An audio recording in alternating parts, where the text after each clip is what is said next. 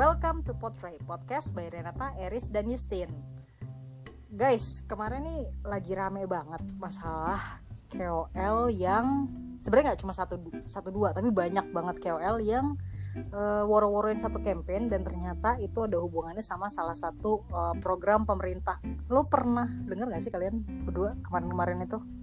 Pernah. Ya, itu nggak pernah sih. Kalau yang ini kebetulan lagi nggak denger gue, Riz. Oh oke. Kemarin tuh sempet ramai banget ya. Jadi cuma yang bikin ramai adalah karena ini ada kayak kaitannya sama salah satu program pemerintah yang paling banyak kontraknya di antara di tengah masyarakat gitu. Sementara si KOL ini dengan bangganya ngeworo-woroin campaign ini gitu, dan dengan polos ya mereka ngeles, oh gue nggak tahu men kalau itu ternyata kliennya adalah pemerintah, karena si agensinya nggak ngejelasin. Alasannya kayak gitu sih. Itu alasan yang dipakai sama semua KOL. Nah terus ya menurut kita sih agak aneh aja sih. Menurut gue ya sebenarnya agak aneh aja, karena kan sempat bocor juga tuh slide presentasinya. Waduh. Iya, sempat bocor, sempat kayak setiap slide itu dijelasin dengan jelas kalau di setiap halaman itu ada kayak nama campaignnya. Dan harus ya secara logika ketika lo ngeliat nama campaign itu setiap halaman ada, itu kayak ya itu sih udah jelas banget sih itu ada kaitannya sama program pemerintah ya. Ya itu kan mereka ngeliat, tapi menurut gue ini opini gue pribadi dan mungkin beberapa orang juga berpikirnya sama, kalau baiknya ya nggak sih kalau misalkan kita mau join campaign tertentu atau apa, kita cari tahu dulu dan lo kayak bisa nyari informasinya di luar sana gitu loh, kayak ini program apa sih gitu. Sebenarnya gue nggak masalah kalau misalkan si KOL-nya paham mungkin ya tentang si campaign ini atau programnya ini, tapi kan kenyataannya mereka nggak ada yang paham dan mereka nggak tahu kalau itu ternyata bagian dari program pemerintah gitu. Jadi menurut gue emang bijak dalam menentukan konten apa yang kita post itu penting banget ya sih. Jadi kayak lo mesti tahu banget apa yang mau lo omongin atau lo sampein di sosial media, ya nggak sih? Pastinya. Dan setuju sih. ya apalagi KOL punya kayak influence yang sangat besar ya kan ke audiensnya mereka, ke followersnya mereka kayak. Nah, tapi menurut gue nggak cuma KOL aja, kita yang orang biasa juga sih itu juga punya perannya sendiri nggak sih? Ya mungkin kita nggak menginfluence orang dalam skala besar, tapi kita menginfluence orang-orang terdekat kita atau sekitar kita yang ibaratnya teman-teman yang kita follow, yang follow kita lah kayak gitu kan. Dengan ya let's say kita nge-review satu produk aja, mereka langsung nanya, lu beli ini di mana kayak gitu kan gitu. Betul. Dan influence-nya kayak cepet banget gitu. Nah apalagi betul terkait sama hal-hal positif ataupun negatif yang kita share di sosial media gitu. Nah gue pengen nanya nih sih ke kalian berdua, mungkin ke Renata dulu kali ya. Kalau lu sendiri ada nggak sih cara tertentu yang lo terapin supaya lu bisa bijak dalam bersosial media? Oke. Jadi yang pertama mungkin gue tuh selalu ngepost apapun di sosial media yang sesuai dengan kapasitas gue. Jadi gue tahu betul apa yang gue posting. Misalnya tentang A, ya gue tahu selak beluknya A itu. Jadi gue nggak akan ngepost sesuatu yang gue tuh nggak ngerti itu tuh tentang apa sih, atau kayak ada negativity-nya gitu loh. Maksudnya kayak ngomongin apalah yang sebenarnya gue juga nggak tahu bener apa enggaknya gitu. Pokoknya gue berusaha ngepost segala sesuatu yang positif dan juga yang gue tahu masalahnya atau isunya gitu. Terus yang kedua, gue tuh menghindari memfollow orang-orang yang menyebarkan negativity, kayak ngeluh misalnya kayak gitu. Gue juga mengurangi memfollow orang-orang seperti itu.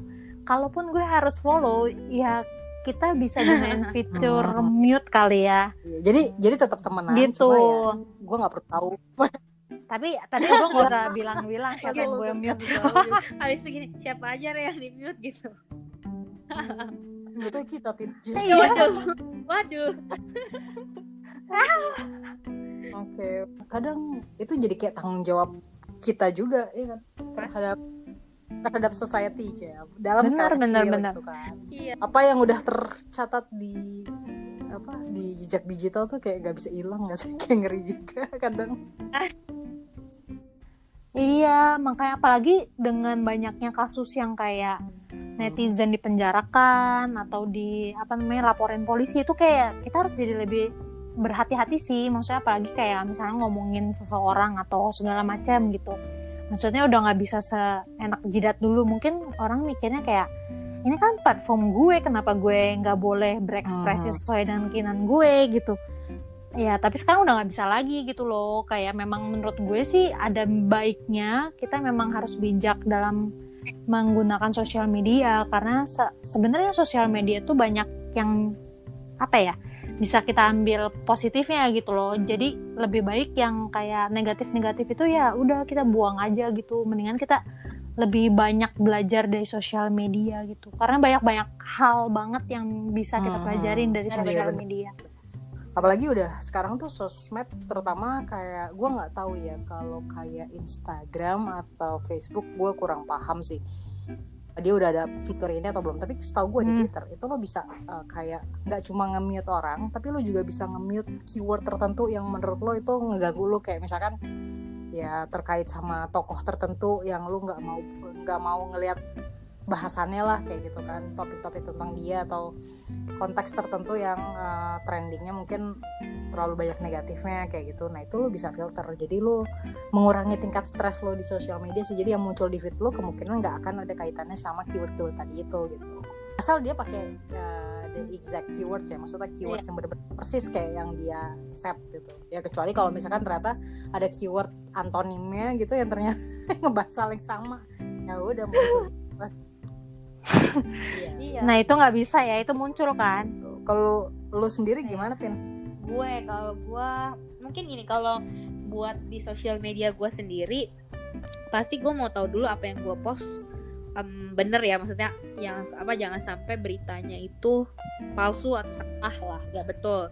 Contoh even misalnya teman gue lagi perlu apa gitu, terus habis itu kita repost atau coba bantu, itu pun pasti gue akan tanya dulu, atau emang gue tahu orang ini perlu seperti itu gitu. Tapi kalau enggak, gue nggak akan berani post juga, karena banyak kan misalnya orang minta contoh donor darah atau apa kan ternyata hoax gitu kayak gitu. Tapi biasanya kalau yang gue post pasti gue sudah tahu benar itu emang orangnya butuh kayak gitu, lebih ke verified ya. Betul. Karena banget Riz yang kayak gitu kan minta sumbangan gitu. Iya ya. Oh itu juga pernah kejadian loh di teman gue. Jadi iya, jadi kayak teman gue itu melahirkan, terus bayinya kondisinya kurang atau gimana, gue lupa. Tapi yang pasti kayak butuh dana besar untuk operasi segala macam, dia open donation gitu kan. Terus duitnya udah terkumpul, ya udah selesai gitu kan. Tapi ternyata ya disalahgunakan sama pihak lain. Foto bayinya diambil, dipakai lagi seolah-olah masih butuh dana gitu, dan ya transfer dana otomatis ke rekening yang berbeda gitu kan. Jadi ke oknum ini gitu. Jadi orang-orang tuh nyangkanya nih anak belum sembuh ya gitu. Padahal sampai si orangnya akhirnya klarifikasi, enggak, gue udah menutup donasinya kok, katanya gitu. Itu disalahgunakan sama pihak lain kayak gitu. Itu jahat banget sih. Jahat sih itu. Makanya mesti pinter-pinter juga kita melihat ya bener nggak sih yang diberitakan gitu, kayak termasuk ya donasi bener nggak ini orangnya bener apa enggak. Makanya kita juga dituntut untuk cermat menggunakan sosial media nggak sih? Itu dia makanya, karena gue pernah dengar juga Riz yang kayak gitu, kayak misalnya ternyata akhirnya dibuat diperas jadinya gitu, misalnya kayak galang dana lagi ada yang begitu gitu kan. Makanya gue kalau yang kayak gitu biasanya gue akan filter dan nanya bener nih siapanya atau apa gitu kan, bener nggak. Iya kayak gitu. Terus kalau yang sifatnya negatif, gue kayak juga menghindari series untuk ngomong, ataupun misalnya gue nggak suka tapi gue juga nggak mungkin gue akan terlalu fokus ngomong ya kalau di sosial media, karena menurut gue nggak aman ya gitu. Sosial media tuh walaupun punya platform kita sendiri, tetap aja yang kayak tadi Renata bilang, itu nanti halayak umum pun bisa konsumsi, even itu kita private ke connect kita gitu. Terus gue sekarang kayaknya kalau gue lihat, apalagi trennya sekarang sosial media nggak hanya Instagram, Facebook ataupun Twitter, tapi juga udah menuju ke kayak TikTok kan gitu. Nah better menurut gue konten-kontennya tuh memang kayak sekarang deh di TikTok kan ada banyak juga yang positif kan, kayak yang ternyata bisa belajar bahasa Inggris dengan benar atau Mandarin atau bisa kadang-kadang ada yang tips ternyata hacks misalnya ini tuh ternyata kenapa misalnya teflon bisa ditaruh ini ada bolongannya kenapa, kayak dipilih yang kayak gitu sih gitu, kayak benar daripada kita ngomongin orang atau enggak sesuatu yang negatif yang kita post ataupun vokal terhadap yang negatif gitu. Nah itu gue nggak prefer. Plus satu lagi kalau misalnya kayak follow sih gue suka, kayak influencer gitu gue masih suka banget, tapi ya paling gue nggak akan ngambil sesuatu yang negatifnya ya, gitu aja sih, paling ngefilter sendiri. Ya, selebihnya ya jangan sampai ya gue ikutin, atau enggak kalau emang nggak suka banget ya gue unfollow or ya udah nggak usah dilihat aja gitu. Kalau temen kadang gue nggak komentar, mungkin kalau yang gue jarang atau nggak suka lihat punya dia gue jarang buka, akhirnya kan juga hilang kan dari radar timeline gue gitu. Kira-kira gitu sih. Iya benar sih. Oke. Tapi ngomong-ngomong TikTok, menurut gue transformasinya emang oke sih. Konteksnya cuma hiburan gitu tadinya kan seru-seruan, tapi ternyata makin kesini konten kreatornya tuh juga makin kreatif gitu, kayak mereka ya kayak bilang tips, ngasih edukasi tentang apa gitu kan, sampai kayak hal-hal sepele deh dijadiin konten. Kayak lo tau gak sih di iPhone tuh ada fitur ini, fungsinya untuk ini gitu. Wah gila, belajar dari situ coba deh. Gue kayak gue bener-bener orang yang anti sama TikTok, maksudnya kayak apa sih nggak jelas banget, joget-joget doang gitu. Ya walaupun gue kadang-kadang ada yang gue ikutin lumayan kayak olahraga gitu kan sebenarnya joget-jogetnya, tapi nggak gue post ataupun cuma ngikutin doang gitu loh gue tuh. Cuma dulu sih gue gitu ya, nggak terlalu suka. Cuma sekarang gue TikTok berubah banget ya, konten-kontennya tuh udah lebih baik menurut gue, dan orang-orang makin mau terima karena kontennya juga udah positif kayak gitu. Udah banyak yang positif. Gue sih juga, gue nggak punya akun TikTok, tapi gue emang install, dan kan meskipun kita nggak punya akun loginnya, kita masih bisa lihat konten-konten di dalam. Betul, bener banget. Iya, gue sebatas itu dan lumayan oke lah. Ya, yang hiburannya ada, yang edukasi juga ada kayak gitu kan. Betul. Ini udah berubah sih di TikTok menurut gue, dan gak bisa disepelekan juga sih menurut gue, baik buat pribadi maupun buat kayak brand-brand gitu juga udah, karena ternyata itu juga menjanjikan ya, cuma ya mungkin nanti disesuaikan sama objektif kita mau ngapain gitu kan. Kalau lu gimana, Riz? Sebenarnya ada beberapa yang jadi concern gue ketika ngebahas tentang kayak bijak dalam bersosial media gitu, kayak mungkin gue kepikiran juga kayak mungkin kita mesti aware kayak apa yang bisa kita kontrol, apa yang enggak gitu, apa yang bisa kita kendalikan, apa yang enggak. Kayak misalkan gini deh, yang bisa kita kendalikan itu kan sikap positif dalam diri kita gitu kan. Konsumsi konten di sosial media itu kita bisa kontrol, kita bisa kendaliin, kita bisa filter itu gitu kan. Dan tapi mesti aware juga kalau emang ya ada beberapa hal yang nggak bisa, kayak ya yang orang post dalam arti kata tindakannya ya dia yang ditunjukkan di sosial media kayak gitu-gitu. Tapi kita punya sesuatu yang bisa kita kontrol tadi, yaitu apa yang mau kita konsumsi. Ya manfaatin lah fitur-fitur tadi, kayak mungkin si Renata bilang ada fitur mute gitu kan, fitur apalagi filter keyword segala macam. Nah itu lumayan berguna sih menurut gue pernah loh sampai jadi dulu kan belum ada fitur mute gitu deh di Twitter. Jadi ada satu teman gue unfollow lah karena isinya ya gitu ngeluh-ngeluh, marah-marah, gue males kan. Terus dia konfront gue ada masalah apa nih sama lo? Gak ada sih, serius. Tapi kenapa lo follow gue ya? Asli maksudnya ya terlepas gue follow lu atau enggak, kita tetap temenan. I mean it's not that matter gitu kan ya, kayak nggak big deal juga gitu nggak sih? Kayaknya gue tahu siapa ya Riz, salah gitu. Kagak, bukan. Sotoy banget itu. Oh my god, siapa nih? Enggak, bukan ada. Oke. Kita bahas ini di ini ya. Ini kita bahas di WhatsApp grup yang kedua aja. Lanjut. Itu yang pertama sih kalau menurut gue ya kita aware dulu apa yang bisa kita kontrol, apa yang enggak. Dari situ kita bisa nentuin seberapa tindakan apa yang bisa kita lakukan di sosial media gitu kan. Terus mungkin kayak yang kedua, salah satu mungkin ini sepele, tapi hal terpenting dalam bersosial media itu nggak mengumbar personal information gitu. Kayak tanggal lahir, terus nama nyokap gitu kan. Ya udahlah, komplit, kartu kredit lu bisa gue bobol gitu kan ibaratnya. Kayak rekening bank lu udah. Iya benar. Gitu. Yes. Ya personal information tuh agak riskan sih. Terus apalagi kalau sampai lu sempat naruh details kayak alamat rumah, wah itu bahaya juga sih. Bukannya apa-apa tapi kayak jaga-jaga aja, ya nggak sih? Itu Bener banget. Iya. Terus sama tahu apa yang lu post sih. Kayak lu pahami dulu ini pro konnya apa gitu kan. Terus ada beberapa kayak ini konten tuh informatif apa enggak sih, berguna apa enggak sih, ya walaupun mungkin di sosial media banyak kan untuk penggunaan personal kayak lu sekedar sharing aspirasi lo atau apa gitu kan gitu, atau kayak sekedar kayak self expression kayak gitu, kayak gua gitu kan, kontennya apa gitu, galau, menghibur, tidak, bikin sedih ya gitu kan. Kalau konten lu oh jangan gitu, itu Anda tidak bijak namanya sosial media. informatif. Oke. Ya kayak gitulah gitu, maksudnya ya mungkin ya beda-beda sih, ada yang menyalurkan hobinya di situ gitu kan gitu. Tapi apakah maksud gue ketika lo sharing informasi tertentu, apakah itu akan berguna untuk orang atau enggak, coba lo pikirin deh, atau impactnya negatif atau positif kayak gitu ya nggak sih gitu. Lucu. Terus mungkin kalau sekedar sharing boleh sih ya Riz, menurut gue ya.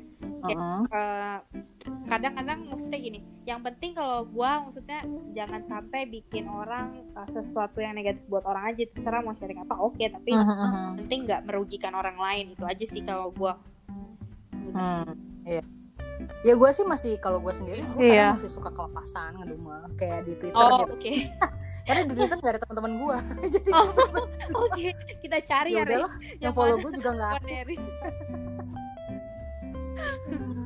Ya udah gue follow aja sendiri gitu. Kalau kayak di Instagram. Tapi perlu pengakuan di sosial media Riz. Kenapa? Ngedumel perlu pengakuan ya Riz. Kayak gak puas ya kalau gak di sosmed ya. Iya. Ya gimana ya. Oh sama milih-milih sih apa yang lo tapi ini mirip-mirip sih karena sama kayak yang sebelum-sebelumnya, kayak apa yang lo konsumsi itu lo pilih-pilih ya, siapa yang lo follow, topik apa, informasi apa kayak gitu. Karena ya kan kayak kan kalau istilahnya ada you are what you wear gitu kan, kalau ini mungkin you are what you consume gitu. Makanya gue suka ini loh, kayak apa sih, kayak refilter gitu loh. Misalnya kayak beberapa waktu tuh kayak gue lihat yang gue following itu, kalau gue ngerasa udah nggak related sama gue lagi, gue unfollow. Gue juga gitu. Kadang kalau lagi nggak ada kerjaan tuh gitu ngeliatin following gue siapa aja. Iya benar. Karena kan kayak apa ya, kita tuh kan berubah-berubah ya. Misalnya kayak lagi senang apa gitu, nanti kita ngikutin. Nah tapi setelah itu kita udah nggak gitu senang, kayak kita unfollow ya, kan? Gitu loh. Betul. Kalau gue sih kadang bukannya nggak sering banget, tapi kadang-kadang pada saat ada satu saat gue sadar ya, kadang-kadang jadi gue unfollow semua. Iya benar. Makan sama sih. Bukan. Jadi bukan teman ya, bukan teman yang dia follow. Spesifik banget makanan. Entah influencer atau all shop atau yang blogger mungkin. Oke. Iya, sama. Gue kalau gue aja, gue follow siapa ya? Gue kebanyakan follow brand sih, sama follow influencer mungkin nggak banyak lah ya. Karena gue emang kan gue karena berkaitan sama pekerjaan gue ya, gue monitor brand-brand lain juga gitu kan gitu. Tapi honestly gue pun sekarang belakangan ini udah mulai mengurangi konsumsi sosial media gitu. Kayak di Instagram itu kalau lo tahu, lo ada fitur untuk ngelihat berapa jam yang lo sudah konsumsi setiap harinya untuk ngecek Instagram. Lo pada aware gak ada fitur itu nggak sih? Aware. Iya. Nah itu jadi kayak dari tahu. Udah beberapa bulan belakangan ini ya, atau ya udah hampir setengah tahunan lah, itu gue kayak ngejaga sebisa mungkin di bawah 1 jam deh gitu. Jadi paling at least cuma sekedar buat either gue ngupdate atau gue lihat sebentar, atau sama kerjaan, udah itu aja sih. Nggak yang terus-terusan gitu. Hmm. Tapi pindah ke Twitter. Bagus sih. Sama aja. Sama aja. Screen time-nya tetap tinggi ya. Iya, gak ngaruh ya. Jangan-jangan TikTok lagi, Riz. Kenapa? Oh enggak. Oh, TikTok, Riz. Karena gue nemu apa ya? Kan gue emang punya akun Twitter udah lama gitu kan, dan memang selalu aktif gitu. Meski nggak nge-tweet, tapi gue ngelihat feed gitu kan, konten-konten yang bermunculan di feed gitu, dan gue kayak nemuinnya lebih banyak hiburan sama edukasi di Twitter aja dibanding di Instagram. Mungkin tergantung yang follow kali ya. Ya beda-beda sih juga gitu. Yes. Gitu. Iya, benar. Kalau gue sih, aduh. Dari kalian sendiri ada apa enggak? Enggak. Kira-kira tentang Cukup, Riz. bijak? Enggak sih. Nggak mau so bijak lagi. Oke, guys, mungkin ya segini dulu lah topik bahasan kita tentang bijak bersosial media. Jadi mungkin kita lanjut next episode ke topik yang lain. See you at the next episode. Bye-bye. Bye.